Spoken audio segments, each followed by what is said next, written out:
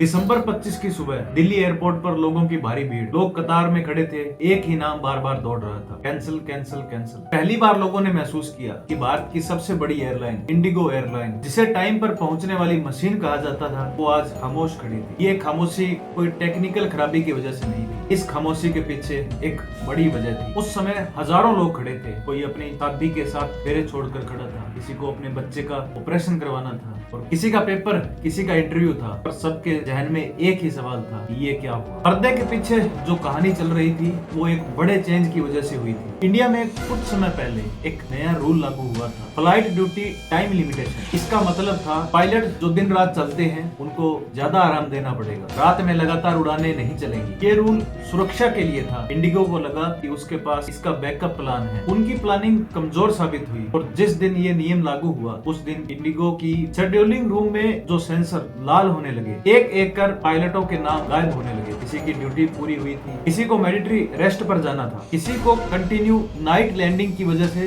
रोक दिया गया था कि आपके पास प्लेन्स हैं, पैसेंजर है, पर उड़ाने के लिए पायलट नहीं है। इससे पैनिक फैल गया। और दूसरी तरफ मौसम की वजह से हालात और बिगड़ गए थे। दिल्ली, बेंगलोर जैसे बड़े एयरपोर्ट पर डेंस फॉग और ग्राउंड डिलेज और टेक्निकल होल्ड से पूरा शेड्यूल ढहने लगा। इधर प्लेन रनवे पर अटके थे और उधर यात्रियों की भीड़ टर्मिनल में उमड़ रही थी। और फिर एक डोमिनो इफेक्ट शुरू हुआ। एक फ्लाइट डिले हुई तो उसके क्रू ने ड्यूटी लिमिट पार कर ली और अगली प्लेन ऑटोमेटिकली कैंसिल। एक कैंसिल हुई तो उसके पैसेंजर दूसरी प्लेन में चढ़ने जा रहे थे पर वो फुल हो गई। तीसरा इम्पैक्ट, कुछ ही घंटों में हालात हाथ से निकल गए। एक ही झटके में 300 फ्लाइटें गई, फिर 500, फिर 1000। फिर जब नेक्स्ट डे जब इंडिगो ने 2100 फ्लाइटें रद्द की। ये भारत की एविएशन इतिहास की सबसे बड़ी ऑपरेशनल कोलैप्स थी। एयरपोर्ट पर अराजकता थी और बच्चे रो रहे थे और बुजुर्ग जमीन पर बैठे थे, फोन को बार बार रिफ्रेश कर रहे थे, फ्लाइट स्टेटस चेक कर रहे थे और सोशल मीडिया पर वीडियोस वायरल होने लगे। तब तक सरकार खामोश रही, फिर एक्शन में आई। डीजीसीए ने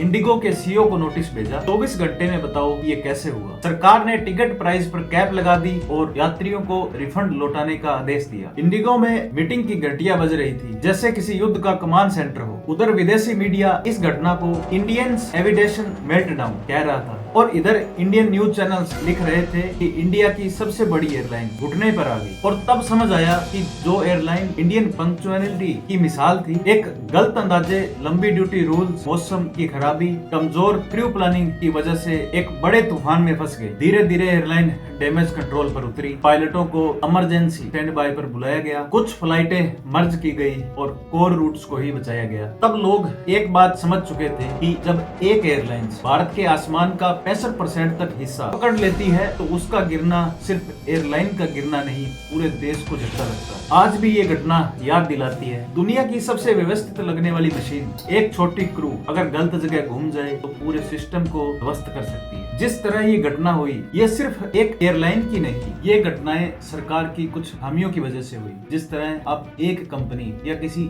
एक पर्सन पर इतनी बड़ी जिम्मेदारी अगर दे दोगे, अगर वो कोलैप्स करेगी तो इसी तरह होगा और इसी तरह इस देश की जनता उस खामियाजे को भुगतेगी।